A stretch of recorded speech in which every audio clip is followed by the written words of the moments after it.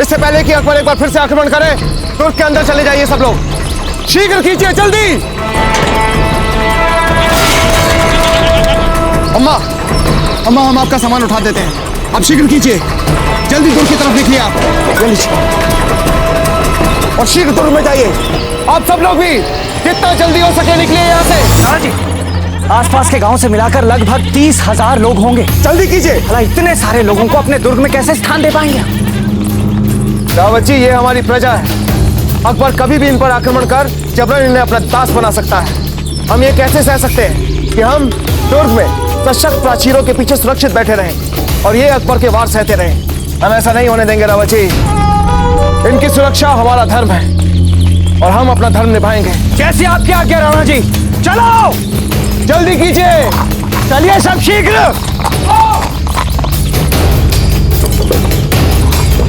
आओ जल्दी जल्दी, शीघ्र करो, जल्दी आओ। चलो। सामान की चिंता बिल्कुल मत करना।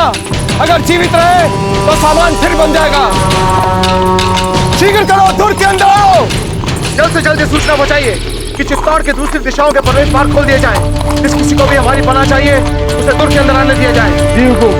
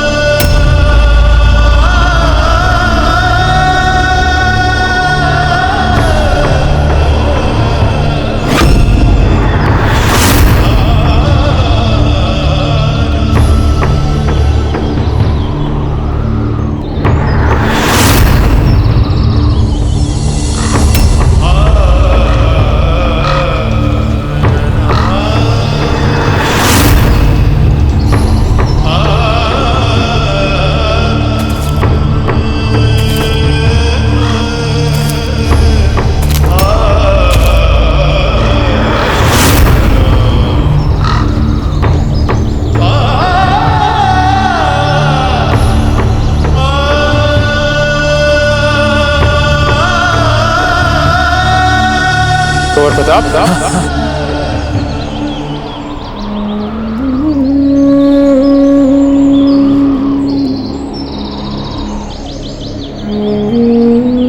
आचार्य, हमें अभी चित्तौड़ को लेकर बहुत बुरा पूर्वाभास हुआ है।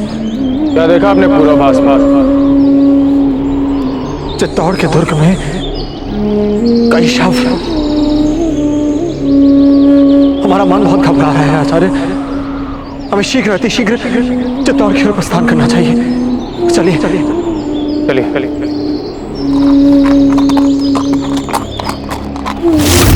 आज तुम चाहो तो अपने आप की बहुत मदद कर सकते हो। तुम जैसा चाहोगे वैसा ही होगा। अब भी वक्त है, बता दो किसके लिए लेकर जा रहे थे वो पैगाम? प्रताप के लिए लेकर जा रहे थे वो पैगाम? हमारे यहाँ लोग कहते हैं मुगलों की बुद्धि उनके सिर में नहीं घुटनों में होती है। और आज तुमने ये बात सच साबित कर ही दी। अरे मैं कितनी बार कह चुका हूँ कि तुम मुगल चाहे कुछ भी कर लो, मेरे प्राण ही ले लो, किंतु मेरा मुंह कभी नहीं खुलेगा, कभी नहीं।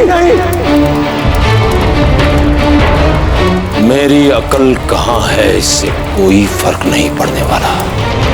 असल बात तो ये है कि जब हम अपनी पे आते हैं तो बड़े बड़े थर्राने लगते हैं हमारे सामने। तेरी औकात ही क्या है? अपने मकसद को हासिल करने के लिए कोई भी जुल्म कर सकते हैं हम। तुम में से ही एक था ना वो पृथ्वीराज चौहान। कहते हैं कि उसने मोहम्मद गौरी को 16 बार हराया था और उसके बाद उसे माफ कर दिया था।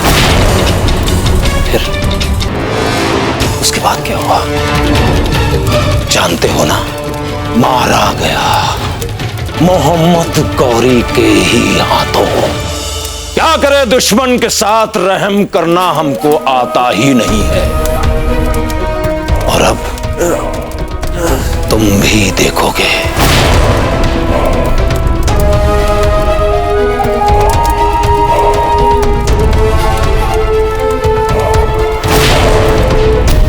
इंसानी जिस्म को तकलीफ देने के लिए कैसे कैसे नायाब तरीके इजाद किए हैं हमने। दिमाग काम करना बंद कर देगा तुम्हारा। तू क्या, तेरा बाप भी मुंह खोलेगा।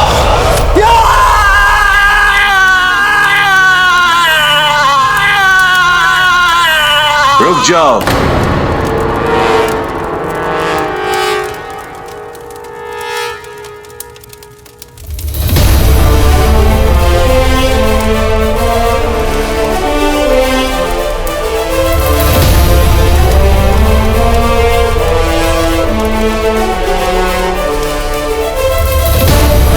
छोड़ दिया जाए इन्हें, इज्जत के साथ पेश आया जाए इनके साथ। जानते नहीं कितने बहादुर और जंगजू किस्म के राजपूत हैं ये।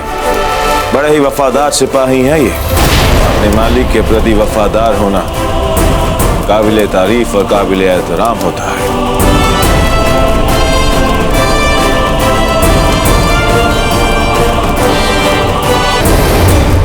हम बहुत खुश हैं तुमसे। हम तुम्हें अपनी शाही फौज के सिपह सलार अव्वल बना सकते हैं। बोलो, लड़ोगे तुम हमारी तरफ से? शहंशाह अकबर मौत में एक खास सिपह सलार की हैसियत से लड़ोगे तुम। मुस्तकबिल बदल जाएगा तुम्हारा। फर्श से अर्श तक पहुंचा देंगे तुम्हें हम। तो बोलो, लड़ोगे तुम हमारी तरफ से? आप मुझे अपना सैनिक बनाना चाहते हैं, मतलब अपना नौकर। कुंवर प्रताप हमारे साथ ऐसा व्यवहार करते हैं मानो हम उनके परिवार के सदस्य हैं। और मैं अपने परिवार के साथ कभी गद्दारी नहीं करूंगा। चाहे आप जितनी ऊंची बोली लगा लीजिए, मैं कभी नहीं बिकूंगा। मेरी ये रस्सी खोल के तो देखो, फिर देखो मैं तुम लोगों के साथ क्या करता हूँ।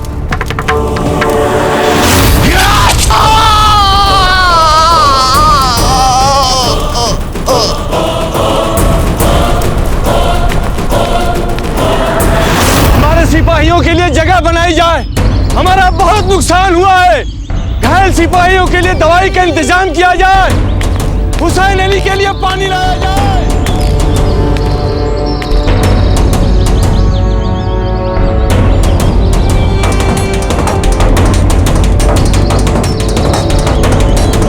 चलो चलो, आराम से चलो।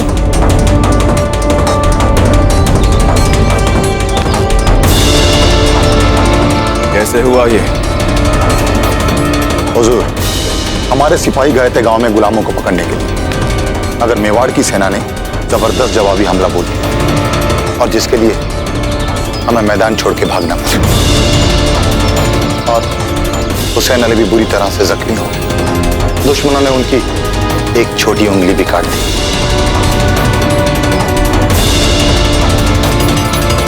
क्या बना? अब हम यूं खामोश नहीं बैठे रह सकते। आप बस हुक्म कीजिए। मैं अपनी फौज को लेकर जाऊंगा और उन राजपूतों को मिट्टी में मिला दूंगा। और आप देखिएगा हुजूर, शाम होने से पहले चित्तौड़ के किले पर मुगल सल्तनत का परचम फहरा रहा होगा। नहीं, अभी नहीं। अभी हम इंतजार करेंगे और थोड़ा इंतजार करेंगे।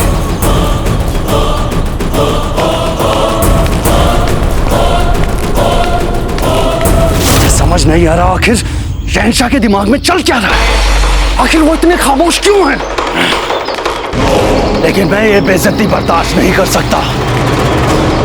वहां उन राजपूतों ने हमारे सेनापति को अधमरा कर दिया है और हम बदला लेने की बजाय यहाँ हाथ पर हाथ धरे बैठे हैं।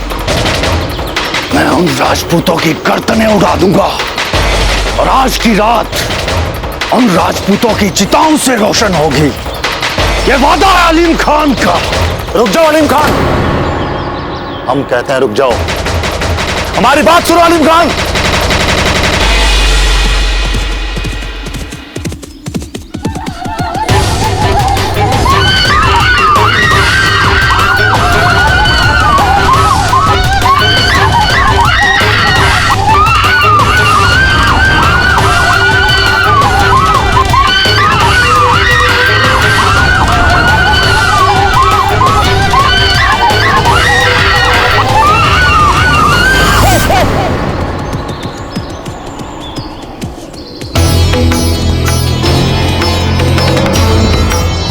प्रताप जी, वीर मोहम्मद की बातों को सुनकर इतना विचलित मत होइए। एक लिंग जी सब ठीक कर देंगे। आचार्य, हमारे मन का विचलित होना या ना होना हमारे वश में नहीं है, पर हमें ऐसा प्रतीत हो रहा है कि चित्तौड़ भारी संकट में।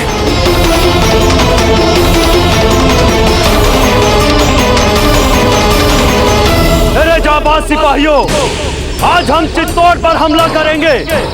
एक भी राजपूत बचना नहीं चाहिए। खत्म कर दो सबको। अकबर आजम जिंदाबाद, जिंदाबाद। अकबर आजम जिंदाबाद।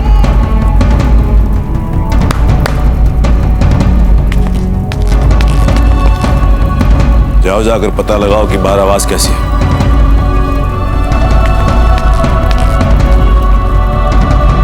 रुक जाओ अलीम खान, तुम्हें खुदा का वास्ता रुक जाओ। नहीं, तुम्हारा दिमाग खराब हो गया अलीम खान। इतनी सी बात तुम्हारे समझ में क्यों नहीं आती? शहंशाह के खिलाफ हुक्म करना जंग में सबसे बड़ा गुनाह है। जब जहां पनाह ने एक बार बोल दिया कि इंतजार करो तो इंतजार करो। नहीं होता मुझसे अब इंतजार। रही बात शहंशाह की, जब मैं चित्तौड़ फतेह कर लूंगा तो शहंशाह को भी मुझ पर गर्व होगा। चलो सिपाहियों, आज हमें चित्तौड़ को फतेह करना है। आज रात का खाना हम वही खाएंगे। रुक जाओ अलीम खान, मैं तुम्हें ऐसा हरगिज नहीं करने दूंगा। नहीं यार बेक, आज दुनिया की कोई ताकत मुझे नहीं रोक सकती। क्या कार हो? अलीम खान रुक जाओ।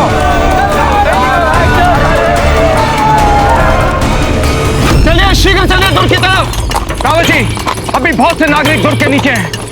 हमें कुछ और सैनिक भेजने पड़ेंगे वहां पर। जी राणा जी। सिपाहियों, कुछ अन्य सैनिकों को लेकर शीघ्र जाओ।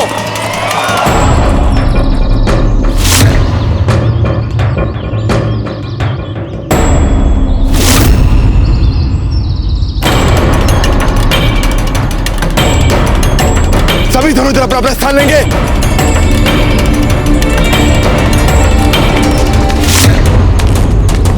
शहंशाह का इकबाल बुलंद हो। हुजूर, अलीम खान आपके हुक्म के बगैर ही अपने फौजी दस्ते के साथ मेवाड़ पे कब्जा करने के लिए निकल चुका है। ऐसा करने को उसने सोचा भी कैसे? किससे पूछकर उसने ये गुस्ताखी की? मैंने उनको रोकने की बहुत कोशिश की, मगर उन्होंने मेरी एक ना सुनी। खुर्दबीन दी जाए।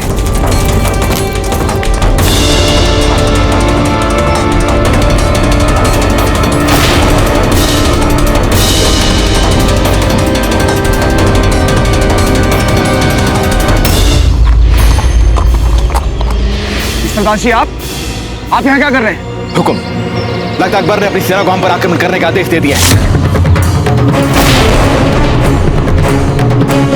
ये आप क्या कह रहे हैं सरदार जी? सहस्त्रों की संख्या में नागरिक दुर्ग के बाहर हैं। यदि इस समय आक्रमण हुआ तो हमारी प्रजा दोनों सेनाओं के बीच फंस जाएगी। सब लोग मारे जाएंगे। दुनिया, सब लोग सब कुछ छोड़ छाड़ के दुर्ग की तरफ चलिए। मुगल सेना आ रही है। सरदार जी, आप दुर्ग में जाइए और सभी धनुर्धरों से कहिए कि वो अपने कमान तैयार रखें। चलिए शीघ्र चलिए। बहुत वक्त बर्बाद कर चुके हैं हम। आज का दिन राजपूतों के लिए आखिरी होना चाहिए। आगे बढ़ो। रावत जी, ध्यान दीजिएगा कहीं भगदड़ न मच जाए। जी राणा जी, आप लोग शीघ्र कीजिए, किंतु विशेष ध्यान रहे किसी को भी चोट न पहुंचने पाए। और महिलाओं और बच्चों का विशेष रूप से ध्यान रखिए। पहले महिलाओं और बच्चों को अंदर जाने दें। शीघ्र चलिए।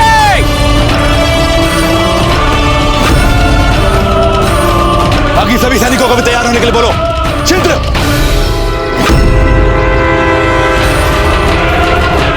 राणा जी, इन विकट परिस्थितियों में हम आपके प्राणों को संकट में नहीं डाल सकते।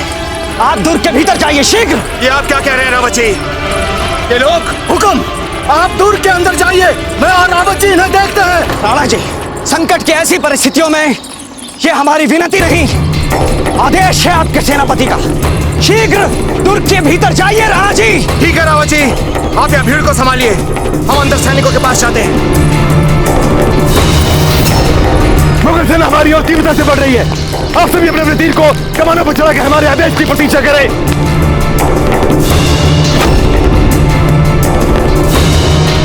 शीघ्र आइए, जल्दी जल्दी खोलो। चलिए, समय नष्ट मत करिए, शीघ्र चलिए। बिल्कुल नष्ट मत करिए, चलिए जल्दी जल्दी। समय नहीं है हमारे पास, शीघ्र चलिए।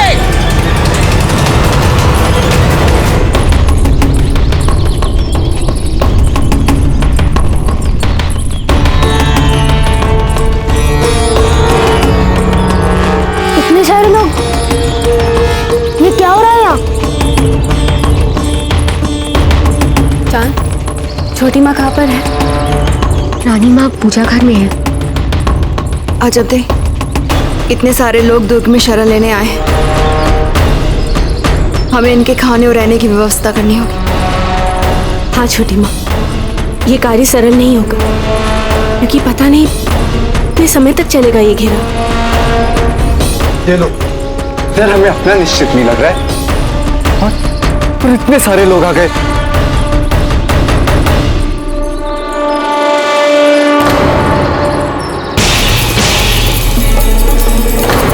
ये सब क्यों आ रहे हैं यहाँ? ये लोग दुर्ग के बाहर गांव में रहते हैं। ये भोले भाले ग्रामीण लोग आपके दाजी राज या बड़े दाजी राज के भांति योद्धा नहीं है। अकबर इन पर आक्रमण कर जबरन इनको दास न बना ले, इसीलिए आपके बड़े दाजी राज इन्हें इस दुर्ग में ले आए, अकबर की सेना से बचाने के लिए, ताकि अकबर इन पर कोई भी हानि ना पहुंचा सके।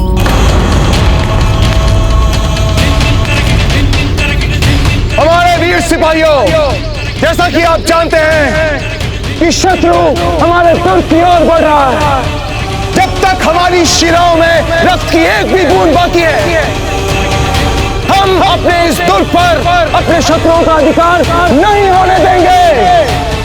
जय हिंद जी। हम भी उन मुगलों से लड़ना चाहते हैं। अमर सिंह, मुगलों से हमारी सुरक्षा के लिए गए हैं ना आपके बड़े दाजी राज? तो हम बड़े दाजी राज की सुरक्षा करेंगे, जाने दीजिए हमें। अमर सिंह, आप अपनी भी रक्षा नहीं कर सकते, क्योंकि बहुत छोटे हैं आप। हम उनको सबक सिखाएंगे हमारे इस महल में घुसने के लिए। अमर सिंह, देखिए बाहर बहुत सारे लोग आए हैं शरण के लिए हमारे इस दुर्ग में। उनके रहने की खाने की व्यवस्था करनी चाहिए हमें। आप हमारे साथ यहीं पर रहिए और हमारी सहायता कीजिए, ठीक है? और हमें उन मुगलों को सबक सिखाने का मौका मिलेगा ना? एक जी, रक्षा कीजिएगा इन सब।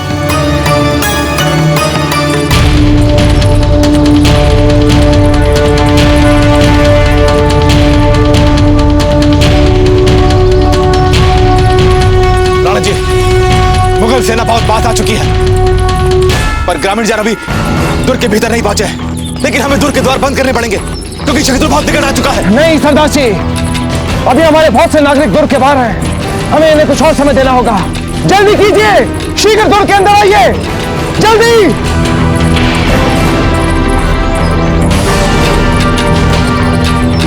ये अकबर क्यों नहीं दिख रहा?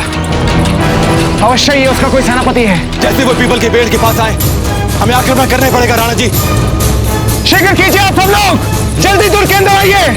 समय नहीं है हमारे पास, शीघ्र चलिए।